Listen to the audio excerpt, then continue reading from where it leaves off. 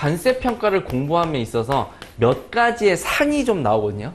우리가 넘어가야 되는 큰 산 중에 첫 번째 산이에요. 이게 어렵지는 않은데 어렵다고 느끼면 끝도 없이 어려울 수 있는, 왜냐면 이게 해석이 좀 분분하기 때문에 그래요.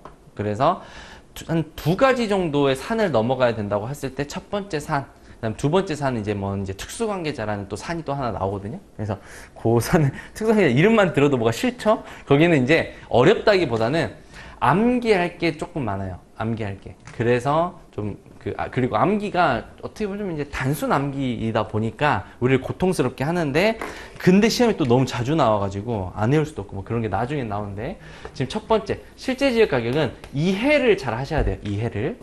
이게 어떤 의미냐면, 여기서부터 한번 볼게요. 구조부터. 결국 일반법에서 하고자 하는 것은 과세 가격을 어떻게 하겠다? 거래 가격을 구해서 그걸 곧 과세 가격으로 만들려고 하는 거고, 이 과정에서 거래 가격이 어떻게 구성됐냐 보면 이렇게 구성됐다 했죠. 실제 지급 가격에 뭐를 더해줘서 법정 가산 요소라는 것을 더해준다. 거기서 나오는 첫 번째 개념이라서 되게 중요했던 건데, 실제 지급 가격은 그 용어의 의미로 하면 구매자가 판매자에게 또는 판매자를 위해서 직접 또는 간접적으로 지급해주는 모든 금액을 실제 지급 가격이라고 해요. 그런데 조금 더 구체적인 용어로 표현을 하면은 이렇게 적어드릴게요. 구매자가 이렇게, 이제 방향은 여기서 나온 거고, 구매자가 판매자에게 지급하였거나 아니면 지급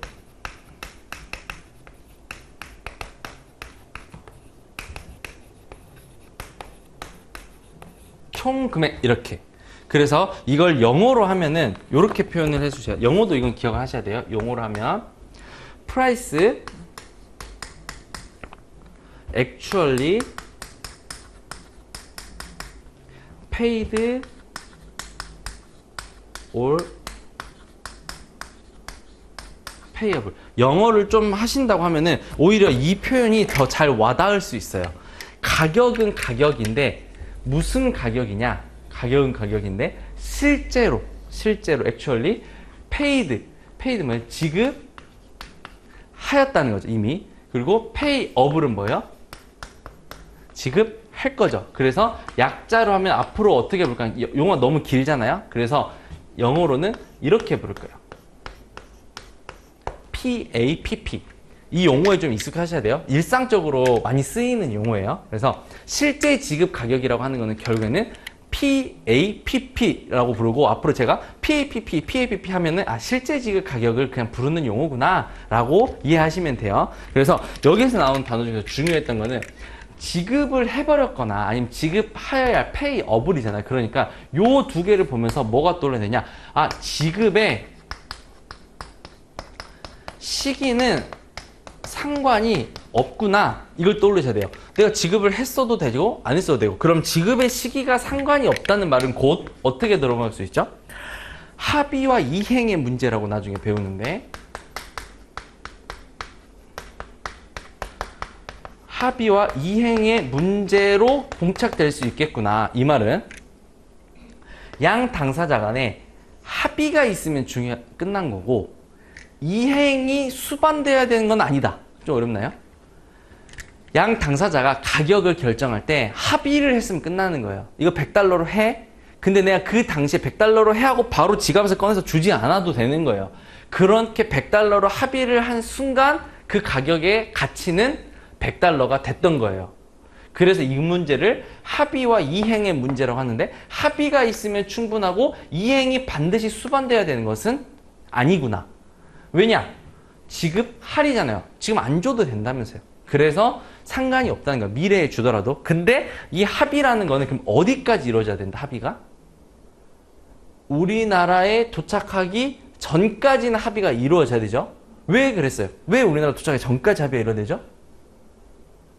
우리 딱 하나 배웠는데. 네? 지금 우리 딱 한 개 개념 배웠는데. 아니, 수출 판매가 아니잖아요. 그렇지 않아요? 우리 한 개 배웠는데 그게 지금 적용이 안 돼. 우리 지금 한 개 배웠는데 지금 많이 안 배웠는데 우리는 지금 너무 크게 당황해가지고 제가 지금 지금 뒤에 이제 개념들을 더 많이 배우면 이제 그 개념들 사이에서 막 이제 헷갈려요 막. 근데 지금 우리 하나 배웠거든요. 지금 여기까지는 합의가 돼야 된다는 거예요. 여기까지는. 근데 우리나라에 도착하고 나서 여기에서 합의가 이루어지면 그거는 무슨 거래? 수출 판매가 아니죠. 그래서 그 가격은 일반법을 쓸 수 없다. 그래서 합의는 오는 과정 내내 이루어지면 되고 이행 자체는 조금 이후에 해도 되다. 근데 실제로 그런 거 되게 많아요. 수입 거래를 할 때 수입자가 갑이잖아요. 그러면 수입을 해놓고 돈 바로 안 줘요. 막 한 60일 뒤 지급이래요. 그러면 만약에 60일 뒤 지급해서 지금 돈을 안 줬으니까 실제 지급 가격을 확정할 수 없다고 하면 그렇게 그 거래를 하는 모든 거래 방법들은 일방법을 다 못 쓴다는 뜻이잖아요. 그렇게 되면. 그러니까 그게 아니고 그냥 인보이스랑 이런 것들로 적절하게 합의만 되어 있으면 끝나는 거예요. 그래서 이 표현을 기억을 하셔야 돼요. PAPP. 그래서 결국에는 또 이제 또 하나 중요한 게 실제 지급 가격이라고 하는 거는 내가 구매자가 지급을 할 거나 지급할 총 금액이라고 했잖아요. 그러니까 무언가 어찌됐든 줄 수만 있으면 되는 거예요. 내가 뭐가 됐든 반드시 그래서 뭐일 필요는 없다. 여기 하나의 주제. 그 다음 반드시 또 하나 반드시 화폐 이전일 필요는 없는 거예요. 대부분이 화폐 이전이긴 하죠. 대부분이 이제 내가 뭐 달러를 주거나 이렇게 화폐를 주는데 근데 화폐 이전으로만 이 가격이 표현되는 건 아니잖아. 내가 지급할 거는 지급할 총 금액이니까 내가 뭐 신용장으로 줄 수도 있는 거고. 그렇지 않아요? 아니면 진짜 말도 안 되게 뭐 물물 교환을 할 수도 있는 물물 교환은 사실 조금 더 디테일한 이슈가 있지만 다른 거래 수단 되게 많잖아요. 막 어음을 줄 수도 있는 거고. 그래서 반드시 내가 현금을 딱 줘야 되는 것은 아니다. 그래서 요거 두 개를 기억하셔야 돼요. 화폐 이전일 필요는 없고 지급의 시기도 상관이 없다. 결국에는 구매자가 판매자에게 지급했거나 지급하기로 합의한 가격이 충분하다. 그리고 키워드는 반드시 누가? 요거요. 구매자. 이 단어를 까먹으면 안 돼요. 이 단어를 빼먹으면